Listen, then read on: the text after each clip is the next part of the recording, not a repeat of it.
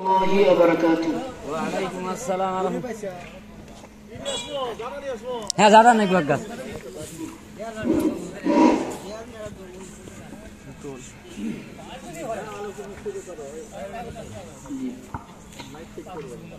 نحمده ونصلي على رسوله الكريم.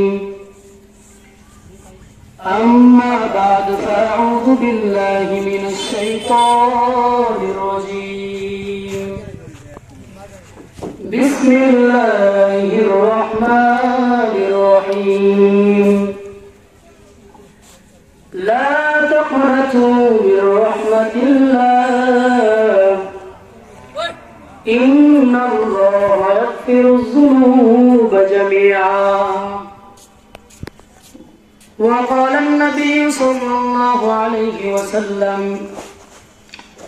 إنما الأعمال بالنيات. بارك الله لنا ولكم في القرآن العظيم. وقال الشاعر العلام दुनिया में हो दुनिया का तलबगार नहीं हो, बाजार से गुजार खरीदार नहीं हो, बाजार से गुजार खरीदार नहीं हो।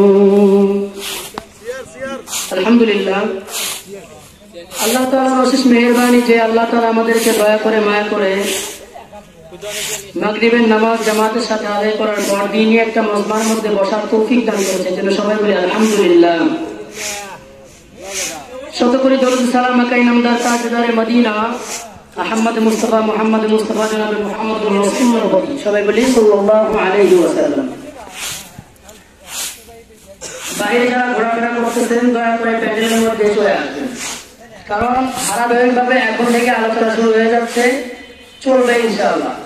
মেলাতে ঘোরার সময় অনেক ছিল, অনেক সময় ঘুরতেও, কিন্তু এই মাহফিলটা শেষ হয়ে গেলে আর পরে এক বছরের মধ্যে আর এই মাহফিলটা আসবে না। এই জন্য দয়া করে সবাই ভিতরে চলে আসেন। কাজটা যখন শেষ হয়ে গেছে আপনারা সবাই বসে পড়ুন, আপনারা সবাই বসে পড়ি।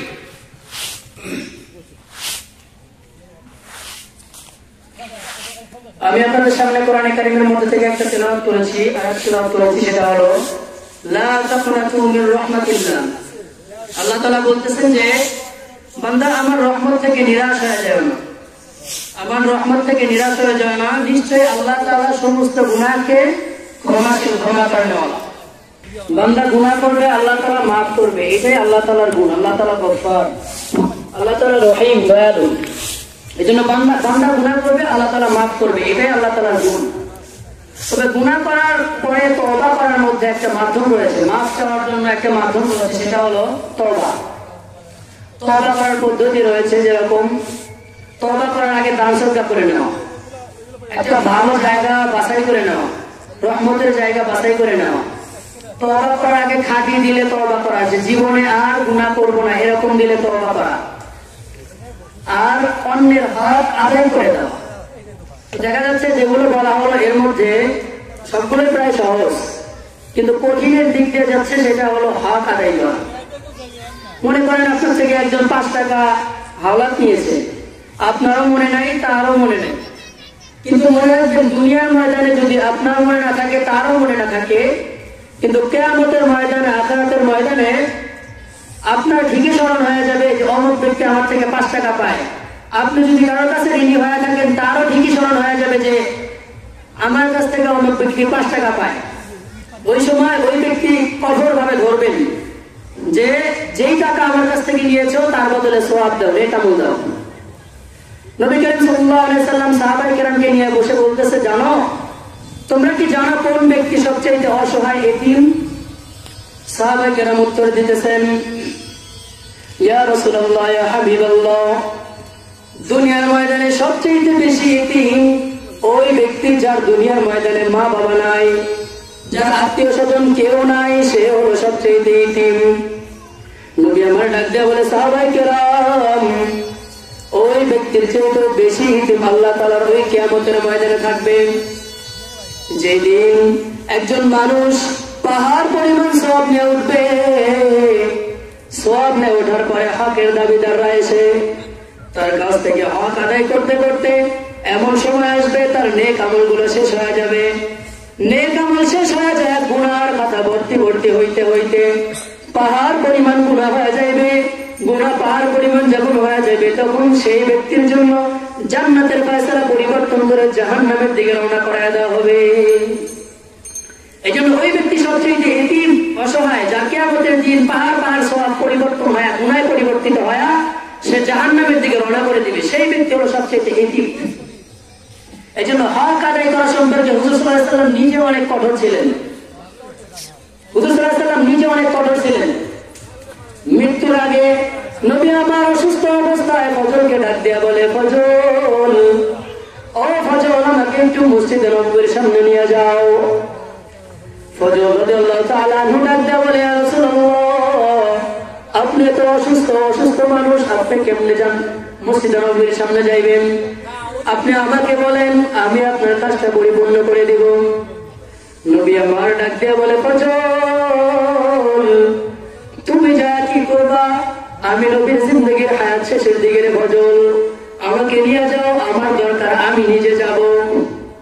ফজল রাদিয়াল্লাহু তাআলা আনহু একজন সাহাবীর সঙ্গ নিয়ে নবী করিম সাল্লাল্লাহু আলাইহি ওয়াসাল্লামকে মসজিদে নববীর সামনে নিয়ে গেছে। মসজিদে নববীর সামনে নিয়ে যাওয়ার পর ফজলকে নবী করিম সাল্লাল্লাহু আলাইহি ওয়াসাল্লাম ডাক দিয়ে বলে, ফজল, যাও যাও, মসজিদে নববীর সামনে ওই পাহাড়টা কিলার উপর দাঁড়াও, দাঁড়ায় একটু এলান করে দাও, নবী করিম সাল্লাল্লাহু আলাইহি ওয়াসাল্লাম মদিনাওয়ালাদেরকে ডাকতেছেন। ফজল বলে, আমি ডাক দিতে দেরি, মদিনার প্রত্যেকটা মানুষ বের হয় নবীর মজমায় হাজির হতে দেরি করে নাই। ডাক্তার সঙ্গে সঙ্গে সবাই উপস্থিত হয়ে গেছে। এবার উপস্থিত হয়ে যাওয়ার পর নবী আমার সংক্ষিপ্ত খুতবা দেওয়ার পর ডাক দিয়ে বলতেছে, ও মদিনাওয়ালারা, আমি নবী অনেকদিন ধরে অসুস্থ, মনে হয় হায়াতের জিন্দেগি শেষ হয়ে গেছে। ও উম্মতেরা, বলো না আমি তোমাদের কাছে কোনো ঋণী আছে কিনা? যদি ঋণী থাকি আজকে বলো, আমি তোমাদের ঋণগুলো পরিশোধ করে দেব। আমি নবী কিয়ামতের ময়দানে আল্লাহর দরবারে নাফরমান হয়া হকের দাবি মাথার উপরে নিয়ে আল্লাহ তাআলার কাঠগড়ায় দাঁড়াতে পারবো না। এই জন্য যদি কেউ আমার কাছ থেকে টাকা পয়সা পায়া থাকো, এখনই বলে দাও, আমি সেই টাকা পয়সাগুলো আদায় করে দিয়ে কবরে যেতে চাই। এবার একজন সাহাবী দাঁড়ায় বলতেছে, ইয়া রাসূলুল্লাহ, ইয়া হাবিবাল্লাহ, আপনি আমার কাছে ঋণী হয়ে আছেন, আমি আপনার কাছে 3 দিরহাম পরিমাণ টাকা পাই। এবার নবী করিম সাল্লাল্লাহু আলাইহি ওয়াসাল্লাম ডাক দেয়া বলে, সাহাবী, কেমনে আমার কাছ থেকে 3 দিরহাম তুমি পাও? একটু স্মরণ করা দাও, স্মরণ করা দিলে ভালো হবে। সাহাবী ডাক দেয়া বলতেছে, ইয়া রাসূলুল্লাহ, একদিন একটা ভিক্ষুক আপনার কাছ থেকে এসে কিছু টাকা চায়, আপনার কাছে কোনো টাকা পয়সা ছিল না, আপনি আমার কাছ থেকে টাকা ধার করে ওই ব্যক্তিকে 3 দিরহাম ভিক্ষা দিয়েছিলেন গো নবী, আমি ওই টাকাগুলো মাফ করে দিলাম, আপনারা টাকা দেওয়ার কোনো প্রয়োজন নাই। এবার নবী আমার ফজলকে ডাক দিয়ে বলে, ফজল, যাও যাও, আমার টাকা পয়সার মধ্যে থেকে 3 দিরহাম নিয়ে এসে ওই ব্যক্তির ঋণকে তুমি পরিশোধ করে দাও, কারণ ওই সময় আমার কাছে কোনো টাকা ছিল না, আজকে তো আমার কাছে টাকা আছে, আমি কেন এমনি এমনি ঋণী হয়ে কবরে যাব? ফজল রাদিয়াল্লাহু তাআলা আনহু দৌড়ায় যায় 3 দিরহাম নিয়ে এসে টাকাগুলো পরিশোধ করে দিছে। পরিশোধ করে দেওয়ার পর এইবার আমার নবী ডাক দিয়ে বলতেছে, ও মদিনাওয়ালারা, এখনো বলো, যদি তোমরা আমার কাছ থেকে কোনোভাবে কষ্ট পেয়ে থাকো, আমি নবী যদি তোমাদেরকে কোন রকম কষ্ট দিয়ে থাকি, ও মদিনাওয়ালারা, আজকে বলে দাও, বলে আমার কাছ থেকে প্রতিশোধ নিয়ে নাও, কারণ একদিন আসবে আমি নবী দুনিয়ার মধ্যে থাকবো না, কিয়ামতের ময়দানে যা যদি তোমরা আমার কাছে হকের দাবিদার হয়ে দাঁড়ায় যাও, আমি নবী নিজেও পাবো না, তোমরা আমাকে আটকা ধরতে পারবে এমন সামর্থ্য তোমরা রাখো। এই জন্য নবী ডাক দিয়ে বলতেছে, মদিনাওয়ালারা, যদি কোনো টাকা পয়সা পায় থাকো এখনই বলে দাও, যদি কাউকে আঘাত করে থাকি এখনই বলে দাও, আমি নবী হকের দাবিদার হয়ে কবরে যাইতে চাই না। এবার একজন সাহাবী ডাক দেয়া বলতেছে, ইয়া রাসূলুল্লাহ, ইয়া হাবিবাল্লাহ, আপনি আমার কাছে একটু ঋণী হয়ে আছেন। এবার নবী আমার ডাক দেয়া বলে, কেমনে ঋণী হয়ে থাকলাম একটু বুঝায় বলো। এবার আমার নবীর কথায় জবাবে, প্রশ্নের জবাবে উত্তর দেওয়া বলতেছে, ও নবী, একদিন আপনি রাস্তার মধ্যে দিয়ে যাইতেছিলেন, রাস্তার মধ্যে দিয়ে যাওয়ার সময় উটের উপরে চড়িত অবস্থায় আপনি মাথার উপরে দিয়ে চাদর ঘুরাইতেছিলেন। অবস্থায় আপনার অনিচ্ছাকৃত ভাবে একটা চাদকের আঘাত এসে আমি সাহাবীর পিঠের আঘাতে লেগে যায়। ও নবী, আমি সাহাবীর গায়ে কোনো কাপড় ছিল না, নবী তো আমি কাউকে বলি নাই, আমি শুধু এই দিনে অপেক্ষায় ছিলাম যে কবে নবীজি মাফ চাইবে, ওই দিন আমি প্রতিশোধ নিয়ে নিব। এবার আবু বকর সিদ্দিক রাদিয়াল্লাহু তাআলা আনহু দাঁড়ায় যা বলতেছে, ও নবীর সাহাবী, তোমার কি মাথা খারাপ হয়ে গেছে নাকি? আমার নবী দুর্বল, নবী আমার অসুস্থ অবস্থায় বিছানা থেকে উঠে আসছে, নবীর সাহাবী হইয়া তুমি কেমনে নবীর গায়ে আঘাত করতে চাও? ও সাহাবী, যত পারো আমি আবু বকরের গায়ে আঘাত করো, যত খুশি একটা আঘাতের পরিবর্তে তুমি 1000টা আঘাত যদি আমি আবু বকরের আঘাত করো, তাহলে কেউ তোমাকে বাধা দিবে না। তুমি আমাকে আঘাত করো, তবে নবীকে আঘাত করতে পারবা না। নবী আমার ডাক দেয়া বলে, আবু বকর বসে যান, পাগলামি করবেন না। হক যে দাবিদার, হকের যে দাবিদার, তার বলার ক্ষমতা আছে, সে বলতে পারবে। এবার ওমর রাদিয়াল্লাহু তাআলা আনহু লাফ দিয়ে দাঁড়ায় যা বলে, ও সাহাবী, মাশাআল্লাহ, মারহাবা লিল্লাহি, তাকবীর, আল্লাহু আকবার, আল্লাহু আকবার, আল্লাহ তোমার একজন মুহাব্বতের বান্দী। আমার শ্বশুরের নামে দোয়া করিও, মারা গেছে, হোসেন মন্ডল। আল্লাহ তোমার একজন মুহাব্বতের বান্দী, শ্বশুরের কথা মনে হয়ে গেছে, আল্লাহ হোসেন মন্ডল কবরের মধ্যে যা শায়িত আছে, আল্লাহ তোমার বান্দী শ্বশুরের জন্য 100 টাকা দান করে যায়, আল্লাহ দানখানা কবুল করে নিয়া তার শ্বশুরকে আপনি নাজাতের ব্যবস্থা করে দিন। এবার ফজল রাদিয়াল্লাহু তাআলা আনহু দাঁড়ায় শুধু কাহিনী দেখতেছে। এবার ওমর রাদিয়াল্লাহু তাআলা আনহু লাফ দিয়ে দাঁড়ায় বলতেছে, ও নবীর সাহাবী, আমি ওমরকে তো চিনো, আমি ওমরকে তো ভালো করে চিনো।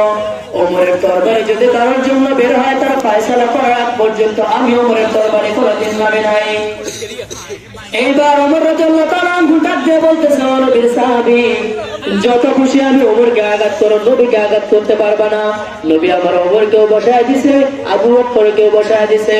ফজলকে ডাক দিয়ে বলতেছে, ফজল যাও যাও, চাবুকটা নিয়ে আসো, সাহাবীর হাতে দিয়ে দাও, সাহাবী যেন আমি নবীকে আঘাত করে তার প্রতিশোধ নিয়ে নিতে পারে।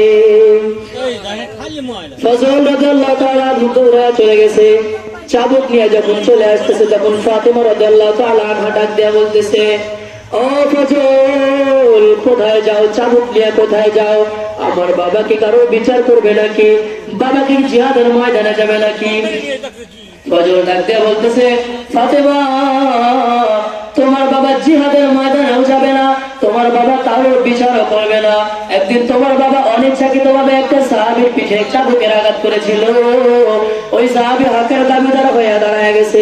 আজকে নবীর গায়ে আঘাত করা হবে, এই চাবুকের মাধ্যমে ওই সাহাবী তোমার বাবার পিঠে আঘাত করবে।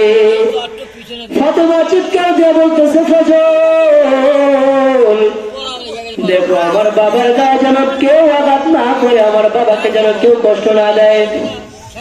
আমার বাবা দুর্বল, বাবা আমার অসুস্থ থেকে বিছানা থেকে উঠে গেছে, আমার বাবার গায়ে যেন কেউ আঘাত না করে।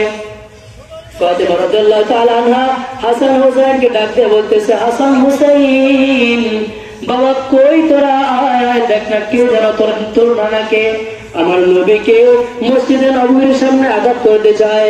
যা যা, তোদের দুইটা ভাইয়ের পিঠের বিনিময় হলো আমার নবীর গায়ে যেন কেউ আঘাত না করে।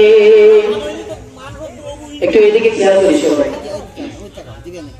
সবাই এদিকে খেয়াল করি। এবার দুইজন সাহাবী নবীজির নাতি হাসান হোসেন দৌড়ায় চলে গেছে। দৌড়ায় চলে যায় নবীজির দরবারে হাজির হয়ে যায়। ফাতেমা রাদিয়াল্লাহু তাআলা আনহার দুইজন পুত্র দাঁড়ায় যা বলতেছে, ও নবীর সাহাবী, কেমনে কেমনে তুমি আমার নবীর গায়ে আঘাত করতে চাও? ও সাহাবী, দেখো না নবীর চেহারাটা তাকায় দেখো, অসুস্থ অবস্থায় দুর্বল, নবী আমার অসুস্থ হয়ে পড়ে আছে। যে নবীর পিঠ চেহারার দিকে তাকায়া কত মানুষের ক্ষুধা নিবারণ হয়ে গেছে রে সাহাবী, আজকে তুমি নবীর গায়ে কেমনে আঘাত করতে চাও? দেখো আমার নবী দুর্বল হয়ে পড়ে আছে, যত আঘাত খুশি আমি হাসান হোসাইনের আমরা দুই ভাই পিঠের উপর করো, কিন্তু আমার নবীর গায়ে একটা আঘাত করতে পারবা না। এইবার নবী আমার ডাক দেয়া বলে, হাসান হোসাইন বসে পড়ো।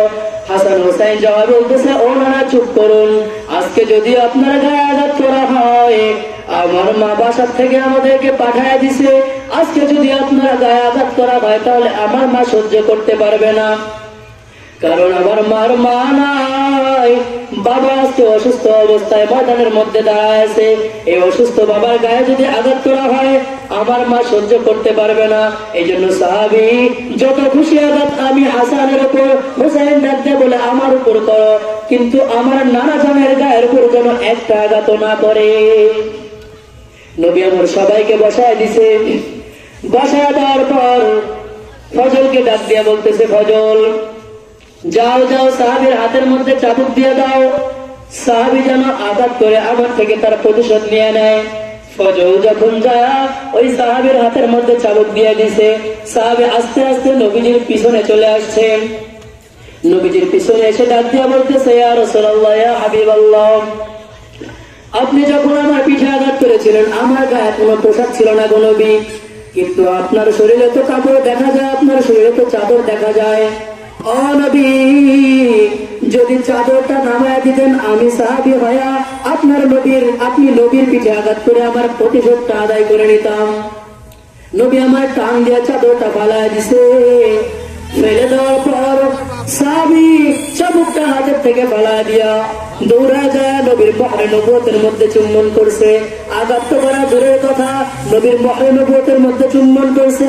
চুম্বন করার পর ডাক দিয়া বলতেছে, পায়ে ধরে বলতেছে, ও নবী, কেমনে চিন্তা করলেন, কেমনে ভাবলেন আমি সাহাবী হইয়া আপনার চেহারার দিকে তাকায়া, যেই চেহারার দিকে তাকায়া বাসায় যদি কোনোদিন রান্না না হইতো আপনি নবীর চেহারার দিকে তাকায়া আমরা ক্ষুধা নিবারণ করতাম, আপনি নবী অসুস্থ হয়ে আছেন, আমরা কেমনে সম্ভব, আমি কেমনে আপনার পিঠের উপর আঘাত করতে পারি, কেমনে আপনি এটা ভাবলেন? নবী আমার ডাক দেয়া বলতেছে, ও সাহাবী, তাহলে এটা কেন করলা? চাইলা আঘাত করতে, তারপরে পিঠের উপর চুম্বন করলা, কাহিনী কি? আসল কাহিনীটা খুলে বলো। সাহাবী এবার ডাক দেয়া বলতেছে, ইয়া রাসূলুল্লাহ, চোখের পানি ঝরায় ঝরায় বলতেছে, ইয়া রাসূলুল্লাহ, আমি সাহাবের কোন নেক আমল নাই, আমার মনে হয় এই নেক আমল নিয়ে আমি জান্নাতে যাইতে পারবো না, এই নেক আমল দ্বারা আমার জান্নাতে যাওয়ার যোগ্যতা হবে না গো নবী, কারণ কিয়ামতের কঠিন ময়দানে যদি আল্লাহ তাআলা ডাক দেয়া বলে, ও সাহাবী কি নেক আমল নিয়ে আসছো, তখন আমি উত্তর দেয়া বলবো, ও আল্লাহ, কোন নেক আমল নাই, কোন নেক আমল নাই, যা আছে তা গ্রহণযোগ্য হবে বলে মনে হয় না, কিন্তু একটা নেক আমল আছে, তোমার নবীর পিঠের উপর মহরে নবুয়তের মধ্যে চুম্বন করেছিলাম, এইটার ওসিলা হলেও আমাকে নাজাত দান করো। এবার নবীজি ডাক দেয়া বলতেছে, ও সাহাবী, তুমি আমার মহরে নবুয়তের মধ্যে চুম্বন করেছো, কি করেছো তুমি নিজেও জানো না, আজ থেকে তোমার জন্য জাহান্নামের আগুনকে হারাম করে দেওয়া হলো। সাহাবায়ে কেরামের কত জোশ ছিল জান্নাতে যাওয়ার জন্য। আশরায়ে মুবাশশারা 10 জন সাহাবী, তাদেরকে দুনিয়ার মধ্যে থেকে জান্নাতের সার্টিফিকেট দেওয়া হয়েছিল, তারা পর্যন্ত আফসোস করতো, হায় হায় আমাদের মনে হয় জান্নাতে যাওয়ার সৌভাগ্য হবে না, সার্টিফিকেট পাওয়া গেছে যে জান্নাতে চলে যাবে, তারপরেও বিশ্বাস পায় না যে জান্নাতে যেতে পারবো কিনা। আবু বকর সিদ্দিক রাদিয়াল্লাহু তাআলা মুজাহিদ জিহ্বাকে টানে, জিহ্বাকে ধরে টানতেছে আর বলতেছে, ও জিহ্বা, তোমার জন্যই মনে হয় আমার জাহান্নামে যেতে হবে, তোর কারণে, একমাত্র তোর কারণে আমার জাহান্নামে যেতে হবে, না হলে মনে হয় আমি আবু বকরের জান্নাতে যাইতে পারতাম। আবু বকর সিদ্দিক রাদিয়াল্লাহু তাআলা আনহু মাঠের মধ্যে যায় দাঁড়ায় বলতেছে, ও ঘাস, ও গাছপালা, তোমরা ঘাস হইলে কি, আমি সাহাবী হইলে কি, তোমরা আমার থেকে বেশি উত্তম, কারণ তোমাদের কোনো হিসাব নাই, আমি আবু বকরের হিসাব রয়েছে। এই জন্য সাহাবায়ে কেরামের দেখেন কত জোশ, জান্নাতে যাওয়ার জন্য আমাদের এমন জোশ তৈরি করতে হবে কিনা, জান্নাতে যাওয়ার জন্য জোশ তৈরি করতে হবে কিনা। জোরে বলেন। তাহলে কে কে খাঁটি তওবা করার জন্য নিয়ত করতেছেন? দুই হাত তুলে দেখেন। আল্লাহ তাআলা সবাইকে কবুল করে নিন। আল্লাহ তোমার বান্দাদেরকে কবুল করে নাও। আল্লাহ এই মাহফিল থেকে ওঠার সময় গুনাহীন জীবন নিয়ে ওঠার তৌফিক দিয়ে দিও। সবাই বলেন আমিন। যা কিছু আলোচনা করলাম সবাইকে আমল করার তৌফিক দান করুন। যারা এখনো বাইরে আছেন ভিতরে চলে আসেন, দয়া করে ভিতরে চলে আসি। ধারাবাহিকভাবে আলোচনা চলবে, শুধু আপনারা মিস করবেন। মাহফিলের পরে আর 1 বছরের মধ্যে হবে বলে মনে হয় না, না হওয়ার সম্ভাবনাটাই বেশি, কারণ এটা বাৎসরিক মাহফিল। মেলায় ঘোরার জন্য জহর পরের থেকে নিয়ে মাগরিব পর্যন্ত অনেক সময় ছিল। দয়া করে এখন প্যান্ডেলের মধ্যে বসে যান, বিজ্ঞ আলেম ওলামার মাধ্যমে এখন বয়ান করা হবে, আপনারা সবাই এসে বসে যান। আল্লাহ তাআলা সবাইকে মেনে আমল করার তৌফিক দান করুন। ওয়া আখিরু দাওয়ানা আলহামদুলিল্লাহি রাব্বিল আলামিন। আসসালামু আলাইকুম ওয়া রাহমাতুল্লাহি ওয়া বারাকাতুহু।